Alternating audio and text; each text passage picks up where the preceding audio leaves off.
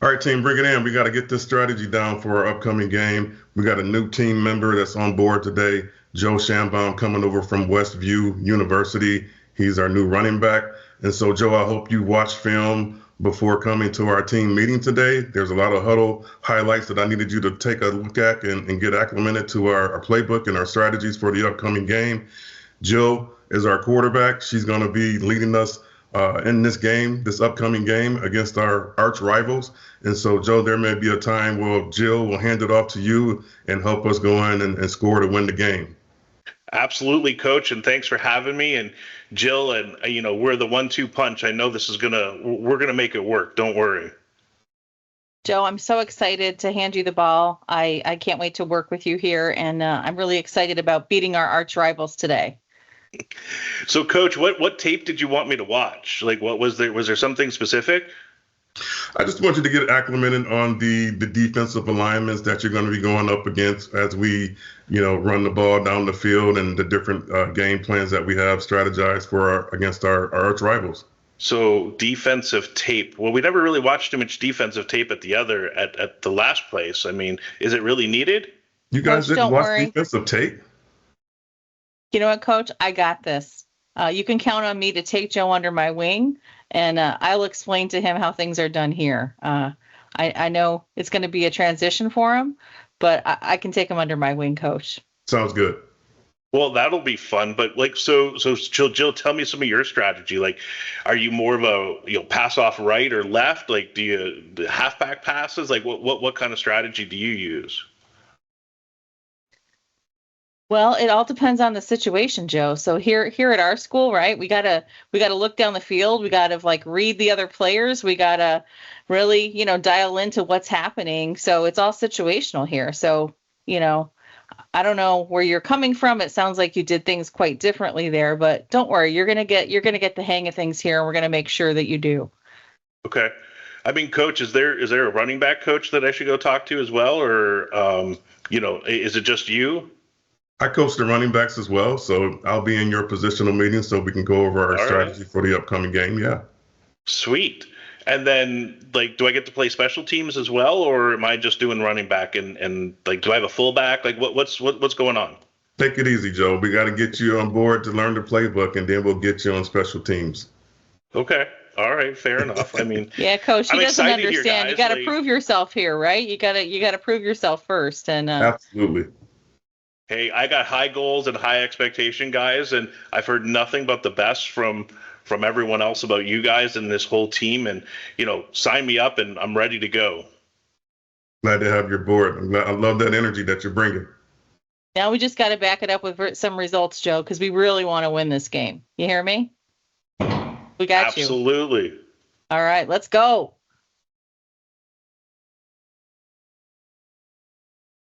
Welcome to the Talent Revolution, Tales from the Trenches. I'm Jill Caniglio-Kirk. And I'm Joe Shambaum. Welcome, everyone. I hope you enjoyed our little scenario, and we have a great special guest with us with some great analogies. Hopefully you've figured out a little bit from that on what our topic is, and I don't want to spoil it, but it's really about integration, assimilating, and really that integration piece into organizations. So without further ado, I want to introduce our special guest, Nate McCray.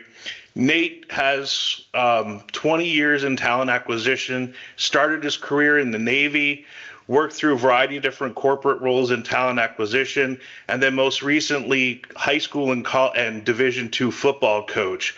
And I'm really excited to have you here, Nate. Welcome aboard. Thanks for having me, Joe. Glad to be here.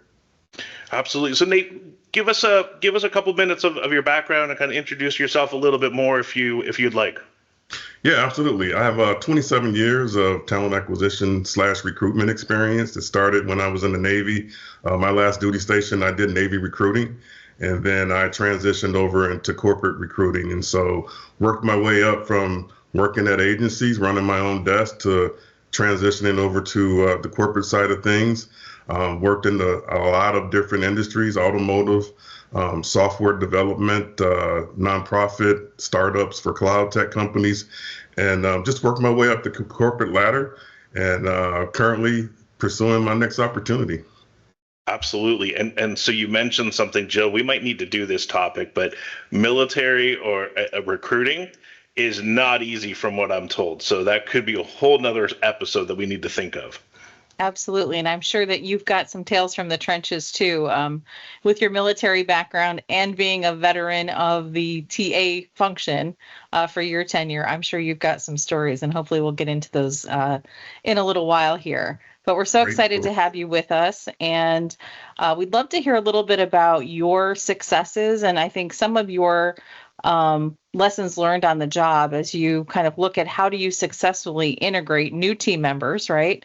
And how do you set up your organization for success and really introduce people in a way where they hit the ground running and they're able to contribute to the business. Yeah, so give us that top line, Nate, that whole philosophy piece, right, from the corporate and the sports piece, and then we can dive into the little specifics, if you don't mind. Yeah, so I think assimilation plans are very important for new employees that are coming into the organization because it gets them aligned with the corporate vision and goals. It also helps the new employee get a definition of what their role will be, the expectations that they'll be held to, and the accountability of their actual position. So I think it's very important for that individual to come in and understand the lay of the land, get to meet the different stakeholders, understand what the new training development piece will be for them. And I think that is very key for a new employee that's coming into an organization. So how did you see that similar or different in the football world? I think it's very similar.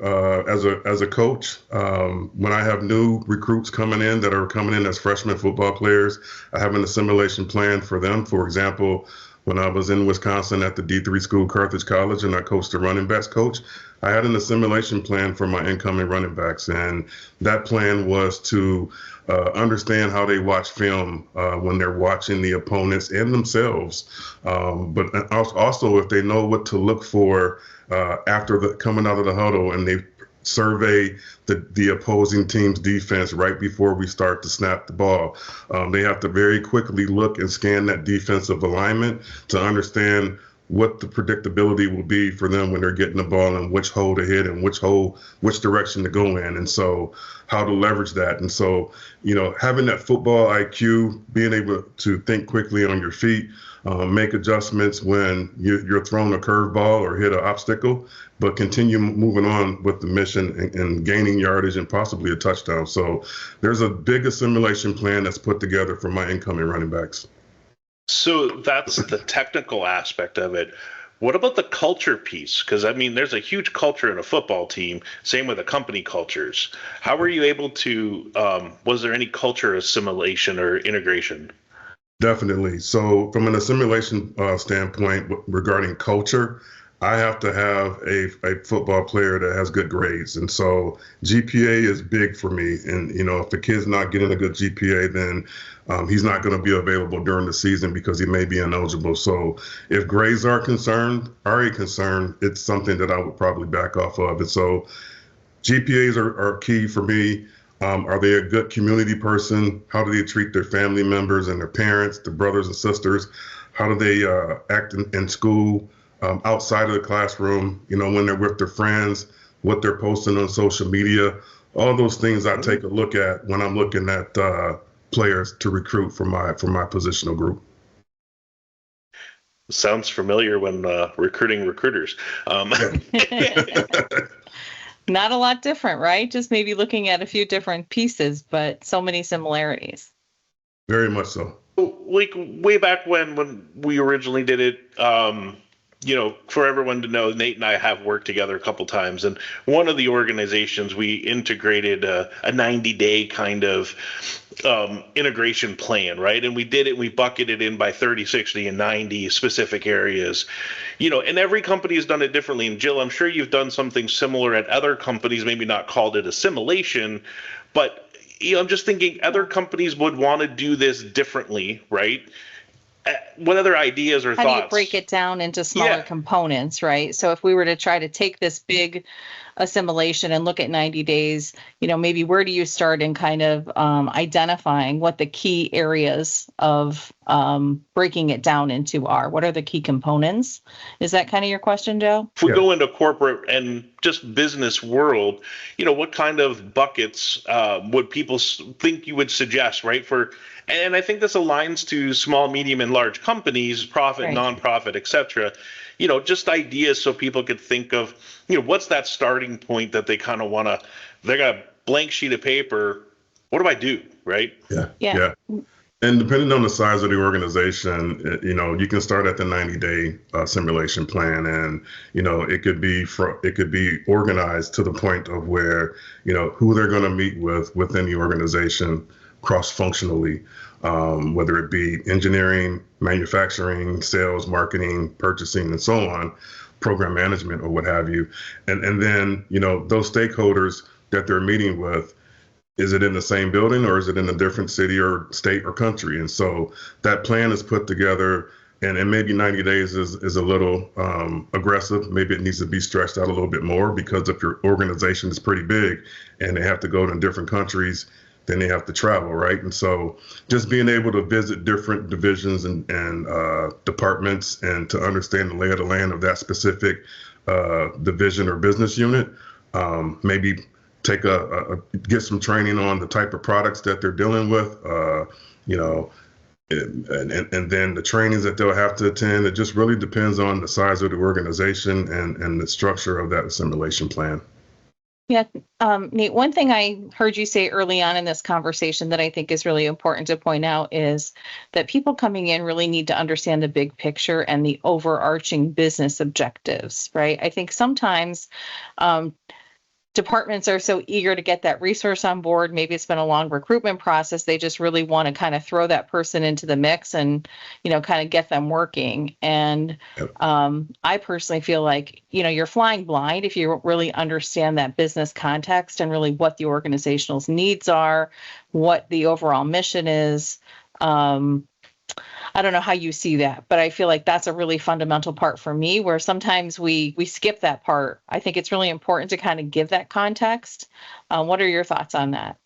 Yeah, I really feel like you're doing that new hire a disservice by skipping parts of that whole assimilation into the organization. And so I think that, that person needs to understand the mission of the organization, what type of expectations are ahead of them, KPIs and performance metrics and deliverables that they're going to have to deliver in their day-to-day job functions. And so I'm not a fan of rushing that part of the process. I think it's actually setting that person up for failure if you do that. And so I think it's very important to stick to the assimilation plan step by step and not skip any steps of the process. Yeah, and I think, it definitely takes discipline. That's one word that comes to mind, that organizations that have discipline in putting programs like this together and following them, I think have a greater odds of really having a team member that after 90 days can really hit the ground running and really start moving the needle, right? Start having those aha moments where they're connecting all those dots, right? Absolutely. So I think that's the elephant in the room, guys. And how do we, and who's got ideas for this? How do you stick to it? Because we all, like you just said, Jill, you got a new hire and it's like, boom, put them in there. And then everybody's drinking from the fire hose and there's these situations and events and things going on. And the plan goes to the side. How do we get it to stick? Any thoughts and ideas around that, Nate? I mean, you want to start with, what have you seen that's worked to stick to the plan? Yeah, you have to not be afraid to continue to drive the process. We as, folks in TA, we own this process and we're driving it from start to finish. So when we get to the onboarding and assimilation of a new employee, I think we just need to stay on path and stay on course and not be afraid to say, hey, we can't skip steps in this process. You're going to be doing a disservice to the new employee. We want to create a great experience for that person. So we need to stay on course and, ensure that this person has their equipment, ensure that this person understands what trainings that they're going to have to attend when they get on board within the organization. And that person needs to also understand who they're going to report to, the people that they may intersect with, different maybe, product lines and services or what have you. And so if they're not getting onboarded the proper way, it's just really doing them a disservice. So we got to stick to our, I hate to say guns, but stick to the script and ensure that we're not afraid to tell the leaders, hey, we want the same thing that you want. We want this talent to come on board, but we got to stick to our process because the process is very important. Yeah, one thing that comes to mind for me as I heard you talking about that, Nate, is maybe it's an old saying, but what gets measured gets done. So I think having something that's actually kind of a script and that there's milestone meetings to review, if there's a measurement, somehow people place different importance on that, right? So Absolutely. I think if you kind of schedule it and you have something that measures it, you have you have better odds of actually achieving it. The age old, maybe a little dated, right? But sometimes some of those old sayings come true, right? What gets measured gets done, and putting that discipline. Yeah. I mean, because that's a great KPI, right? How well did we achieve our assimilation? It should be 100%. Did we achieve it? And so I'm going to add in the suggestion, sign off on it, right? In maybe old school of paper, but handing somebody the paper or DocuSign now and whatever else you want to do, but create that document and make it live and real that the manager and the employee has to sign off on. And then therefore it's a KPI to be able to showcase back to leadership that you did this. It helps drive the quality of hire metric that everybody wants to track as well. I think that's another piece of the pie to be able to drive to stay on track, right? Right. At least that's my suggestions on it. Good point. Yep. So you brought up another point here, Nate, that I want to talk about is who owns it. You said TA owns it. I'm not saying HR owns it or the manager. I think all three, to be honest. If Joe's opinion, I would argue the employee should own this plan and they're accountable to make sure that it gets done. I think the organization has the responsibility for putting the plan together, or the leader. But at the end of the day, I would agree that there's shared ownership in it. We all have a stake in it, right? And you're right. And every person that has a responsibility to meet with that individual and go through certain elements has ownership in that individual's success. But the way I see it, the employee could drive this, right? If you have the right talent coming in and you're encouraging the right behaviors and saying, hey, this is mission critical for you. This is your number one responsibility your first 90 days. And I want you to be aggressive about making sure this happens. I think that sets the process up for success because it's hard for other people in the organization to ignore an enthusiastic employee that's asking for their time and wanting to sit down with them and other things, right? So that's just my personal view of one way of potentially encouraging success. One thing that I'm thinking of is like who owns it from our side of the fence. And our side, I mean HR, TA, maybe possibly functionally. Yeah, like who's going to drive it internally within the organization to say, hey, who's going to take ownership of putting it together? And then if you need somebody to sign off on it, you get these C-suite members that are just so busy they don't sign off on it, and you're chasing them down to get the signature for it. So there's just so many different things like who would own it and drive it. Yeah, no, I think you're right on the development of it is a co-ownership of TA and HR, right? I mean, we know so much on the TA side and HR knows so much on their side. And because we know so much of the business, it's a great partnership with the HR business partners, the talent management. Again, it could just be the generalist or the manager, depending on the size of the organization. But we co-own it to be able to help drive and establish it.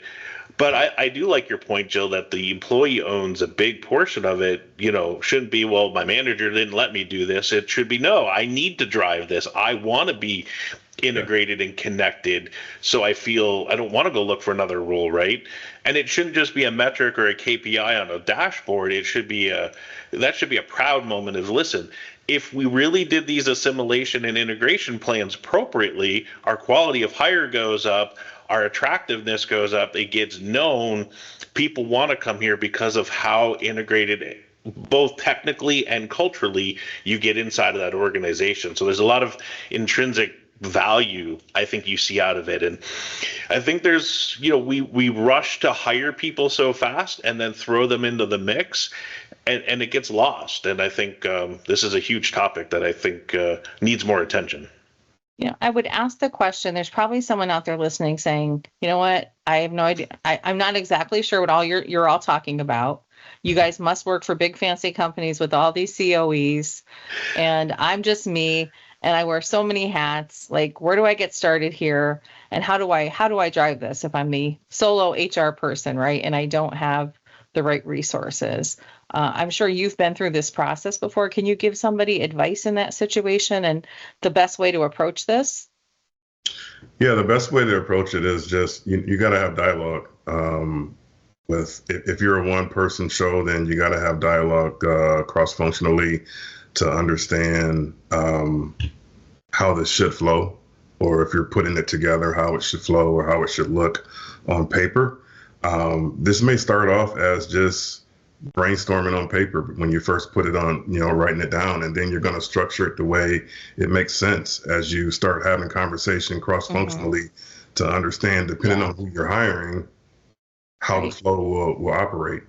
Yeah. Would you kind of say, like, if I'm trying to think of an analogy here, but it's really the building blocks, right? What are the building blocks and the foundational knowledge an individual would need in order to be successful when they come up to speed in this company, right? Would that be a good analogy? That would be a great analogy, to be honest. Yeah. Yeah. And if you take the steps at it, think of it as, okay, what do we need for them to start legally, right? What's all the paperwork? Yeah. And then it's an extension of your orientation, basically. It is. But then it's really kind of taking the specifics of their role, right? Okay.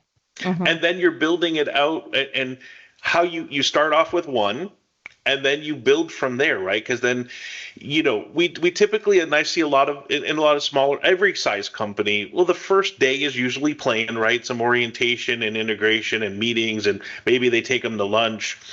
And then maybe the first week gets planned, we're going to schedule several meetings, but take it further from there, right? What else, like you said, and you could start small with that, right? What's the first month look like? And then build it out further.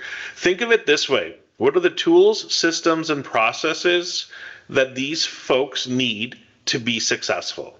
And if you break it down that way, and then you can slowly build it out by function and disciplines within your organizations. Right. I would go one step further. I think that's a great starting point.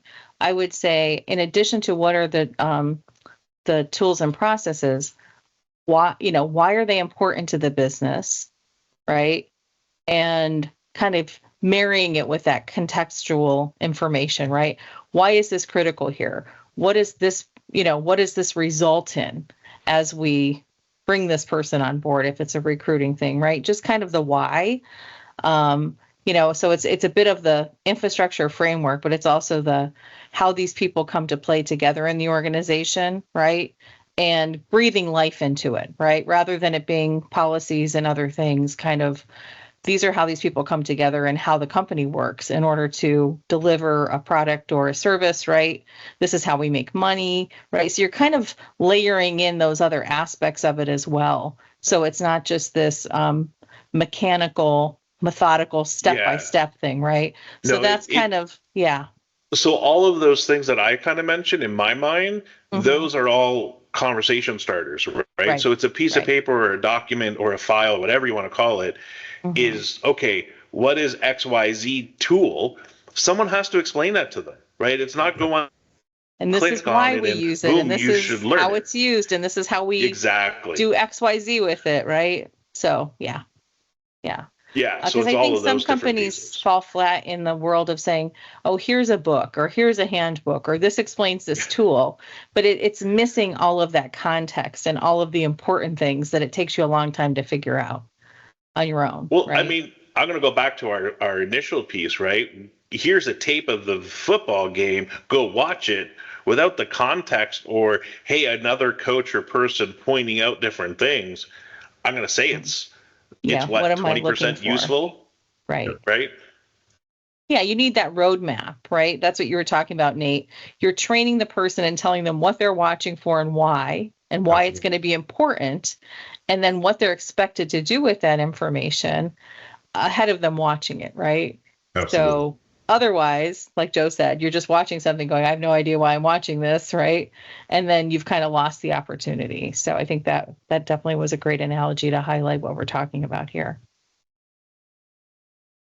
I'm going to throw out another question to us all because it's just a hot topic for everything. Do we see AI and automation playing into an assimilation world or integration, whatever you want to call this type of program? I could see that taking place, especially when you're trying to put it together and structure it. I could see companies using AI for that portion of it. So I could see that happening for sure. Yeah, I would agree. And I would even think for certain companies that are taking this approach of using AI to maybe build videos and build libraries, right, and do things on a larger scale, I think there's potentially applications there as well, where I don't think it replaces the opportunity for two-way dialogue. I'm not suggesting that whatsoever. It's not really my model, but I could see that could be another application in larger scale companies where they're onboarding large sales staffs or certain functions, right, where they want to kind of build a learning library of some of this information.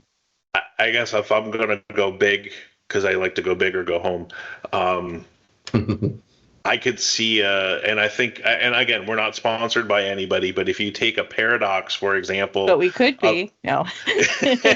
Absolutely.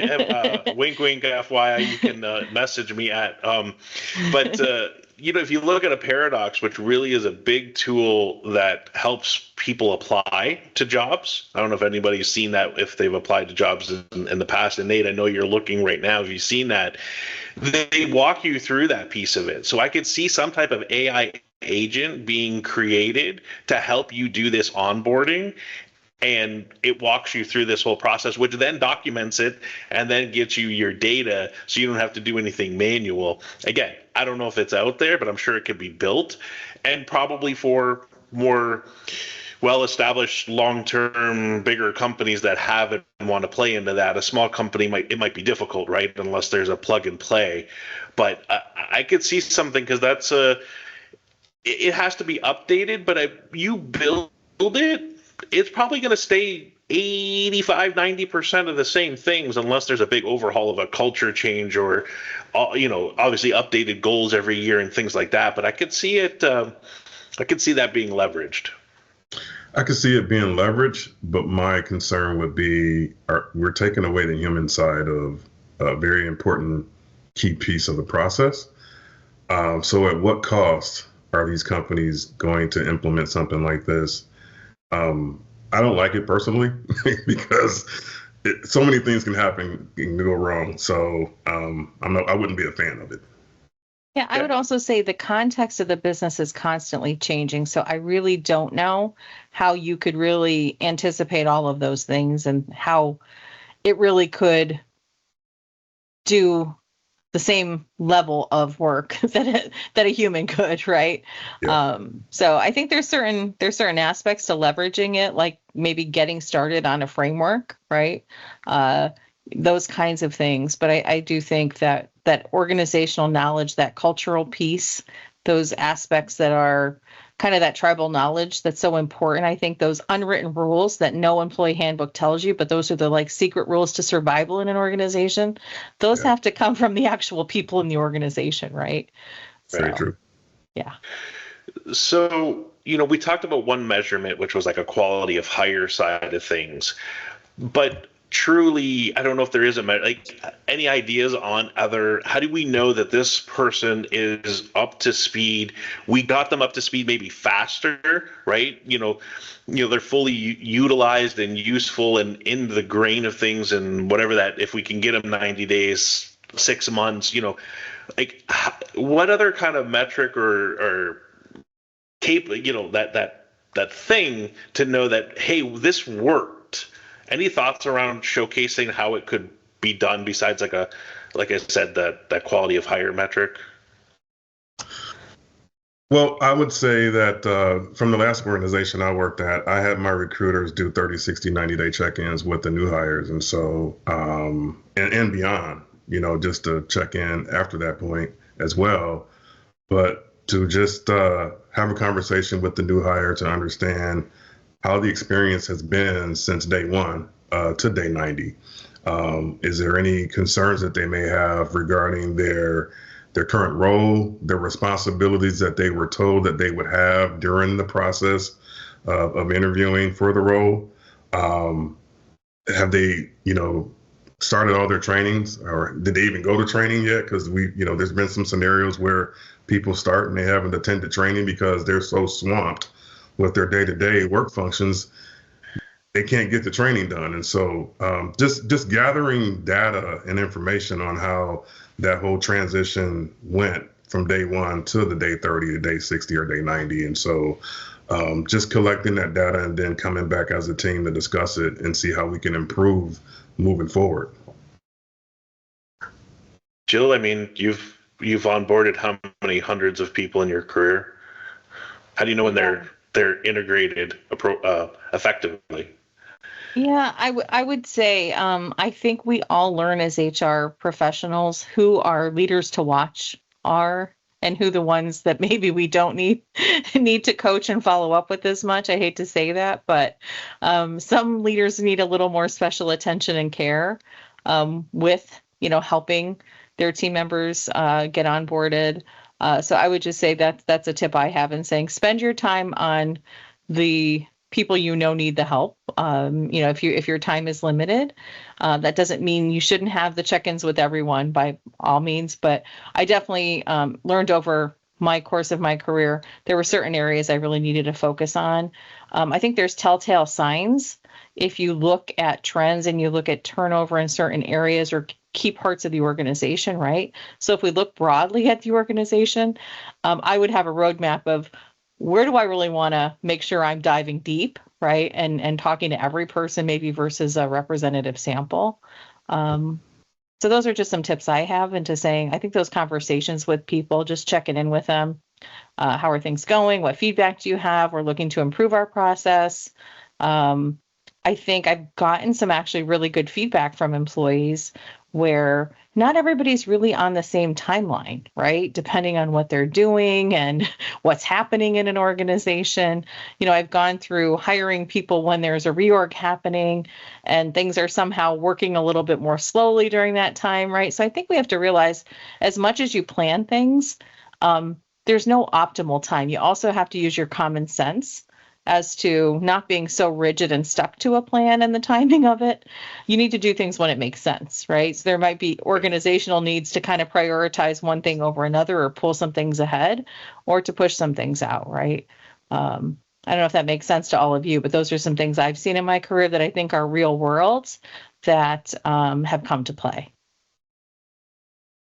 So your guys' opinion on this is the integration or assimilation, and I'm using different words so everybody uses it themselves, different for individual contributors, management, and executives? Absolutely. Okay, so then how and why? I think that there are certain steps within that assimilation plan that'll be the same for all those folks. And then there are some that are going to be different, especially when you start talking about executives or SOT members or C-suite members. That assimilation plan is going to be a little bit different than, the individual contributor per se, or the first line hiring manager, or a first line manager per se. It's just going to be structured a little bit different than an executive's assimilation plan, just depending on the role and, the things that need to be put on there as far as, cross-functionally, business, products, things of that nature. Well, I imagine some nervous HR person out there right now saying, what did he just say? I only have one. Now what? And for that person, I would say you probably have one for an individual contributor because you're probably hiring many more of those. And my advice to you would be to take that plan and look at the most recent executive you hired and sit down with them and maybe interview them, right? And talk about things that they wish they knew up front that they learned later, right? And just do a little bit of a debrief with them to kind of help build that. But I would say overall, I've seen in organizations that part maybe is overlooked a little bit because those jobs generally aren't turning over as quickly. They're Right. fewer and farther between. And I don't know that every organization, without COEs and other functions have invested as much time in that. So as I heard you say that, I've been in that nervous position myself and use some of those strategies to help put those type of plans together to make sure the executive coming in is integrated well. So Yeah, and I think fundamentally it's the similar plan. There's just different levels of conversation, deeper aspects of things, right? Whether it's financial or management aspects of it, business plans. Yeah, like what level of sign up is needed for certain Right. expenditures? How do we budget things here, right? There's certain things that come to play for those jobs that other individual contributors aren't going to see or work with. So, But I think everybody needs the same amount of follow-up touch points and partnership with it, right? Whether it's their hiring leader as well, plus the HR or TA person in conjunction to it. And that's what I was hoping everyone was on the same page. It's fundamentally, it's the same aspects change, but just because they're an executive doesn't mean that they get that extra different treatment into these things, right? Right. On that side of it. Okay. We touched on a few stories. Who's got a story that they want to share?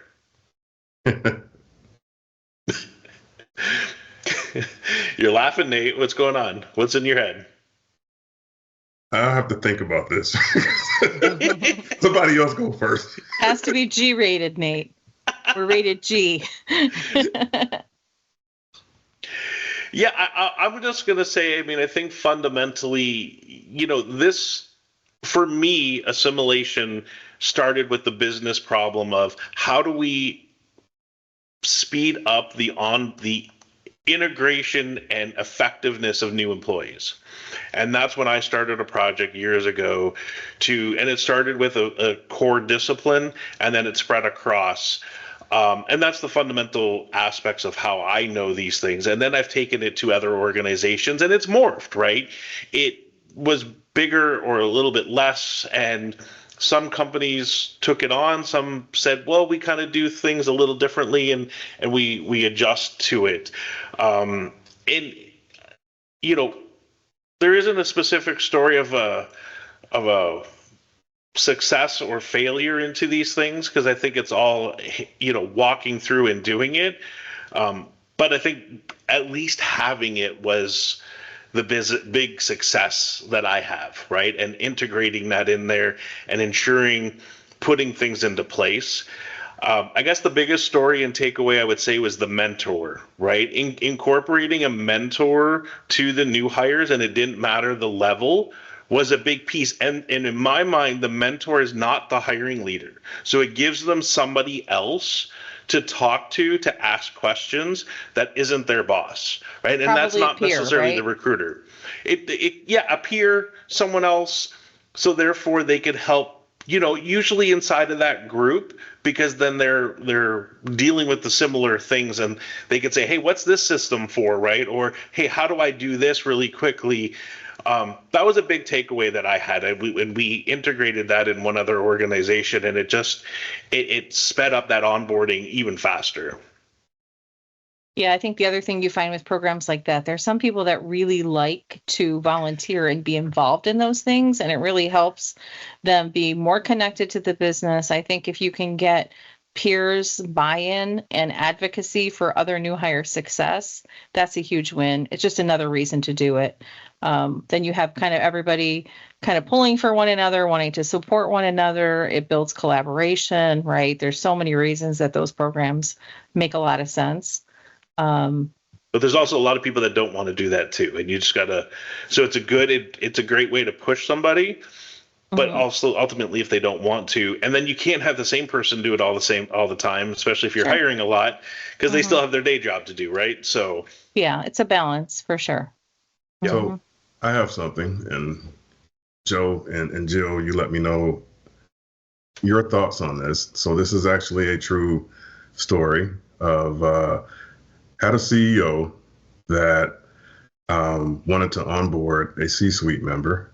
The offer was made, offer was accepted verbally, signed as well. This was on a Tuesday, and the CEO wanted that person to start that Thursday of the same week. Now, no background check has been done yet. Equipment has not been ordered because I haven't spoken to IT yet to see if we even have a system on hand for this individual. And the reasoning behind this is because the CEO wanted this C-suite member to attend a out-of-state meeting that was going to take place for 3 to 4 days. We advised against it. This person actually went ahead and scheduled this person to fly out to the meeting anyway. But this was a sticky situation, because what if something happens to that person while they're flying to this city? What if something happens to this individual while they're taking an Uber from the hotel to the meeting site? Who's going to approve the travel cost? Because this person has not been hired yet. Is this person going to expect to be paid for this trip, regular pay, when they haven't even started yet? So there were so many things that was explained to the CEO, and this person actually just went ahead and did it anyway. So, Jill, that's when the legal team's your friend, where you're like, hello, do you have a minute? I want to bounce this off you. Right. Yeah. Those are tough, right? Because at the end of the day, the higher up the direction comes from, the more difficult it is. And it's hard to challenge those things. But I'm sure in hindsight, that was a bumpy start, right? And yeah, I mean, I don't know. Can you share, did that person assimilate well in the end? But, or what negative impact it had? I think they were just rolling with the punches. But from my viewpoint, I want the assimilation to go well into the organization. And this was a bit rocky because it's all over the place, right? Background check had to be, tried to rush it, but it still wasn't back yet. So we had to do pending the outcome of the background checks. If something comes back, we're going to have to end the employment. And so, and then just worrying about if something happens, we're at risk, right? Legally, we would be at risk.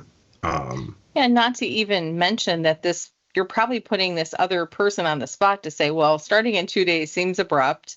Me traveling on no notice seems to be a lot to ask, right? So even flipping the script and saying, how fair is it to put that on the new candidate? And could they really say no, even if it doesn't maybe fit what their expectations are, right? True. Very true. It's also a potential big culture exposure of, am I expected to do this all the time? And how does this come into it? I mean, regardless of the background check, okay, we can pen that and you have that conversation with the candidate. The person can understand that they may not have equipment, but in those cases, I'd be like, then we need to start them today because they need to be on our insurance. We need to be liable for them. We need to do those things. So then, therefore, yes, I would say, that's their start date when they start traveling, in essence. Yeah. And that's where I would have pushed it on, right? And and it's an easy conversation with the right person to, hey, listen, this is not going to work out really well in these things. We're going to work through this stuff. Because I've had that, I can't tell you how many times, hey, Joe, great. They need to start tomorrow or Monday, and it's Thursday. And I'm like, listen, they have no equipment. We have nothing set up. There's not going to work out really well. I don't care. Get them in here. We'll do our best, right, and accommodate, but it just, like you said, it starts off on a potential, unsettling, uneasy, rocky potential thing, right? And sometimes the candidates want it too because they're just ready to go, but again, nothing's ever perfect either. Yeah. Right. Any other final thoughts? No, nothing from my end. I mean, I've enjoyed this time that we spent together. It was great having this conversation with the both of you. Yeah, for me, I really feel like in some regards, organizations have made things a little more complicated than they need to be in today's world. And that somehow this reminds me of getting back to kind of basics and using fundamentals and common sense to really ensure that you're kind of taking the right time up front. To make sure that investment you've made in this person and this responsibility that you've taken on as you have somebody leaving another job or starting a new career, right? To make sure it really gets off on the right footing and that it's a win-win situation both for the organization and employees. So I certainly enjoyed the conversation. I'm relatively new in a new role in a new company, and I keep looking at it and examining all these things. I think there's opportunities for every organization to do things better. And sometimes doing things better is doing things a little bit more simply or stripping things back a little bit, right? Yeah. Absolutely. Yeah, and I think for everyone listening, big, small, medium-sized organizations, like we said, small steps, move through the process and think of how would you want to be treated if you were coming in? What things would you want to learn, see, understand, and partner with to be able to get acclimated as soon as possible? I'm going to go back to another analogy, Jill, from one of these others. It's like your first date, right? Like, hey, can we get everything very well and moving forward and showcased to have the right partnership and hopefully get and stay married instead of getting divorced. Well, I feel like I might have more dates now that I've been the quarterback personally. I might be more in demand now that I finally got my dream of being the quarterback. I said my dream's either to be the quarterback or date the quarterback. So. Well, now you could be both, right? So. Now I can say I've done both. Yeah. But thanks everyone for listening. I hope you can see the analogies that it plays into sports, it plays into business, it plays into family. How do you integrate and blend and work together with folks to be able to make it harmonious and effective for everyone. So thanks, everyone. Please comment, like, share. We'd love to hear your feedback, and we really appreciate it. So have a great day, and we'll speak with you soon. Take care, everybody. Bye-bye. Here. Bye.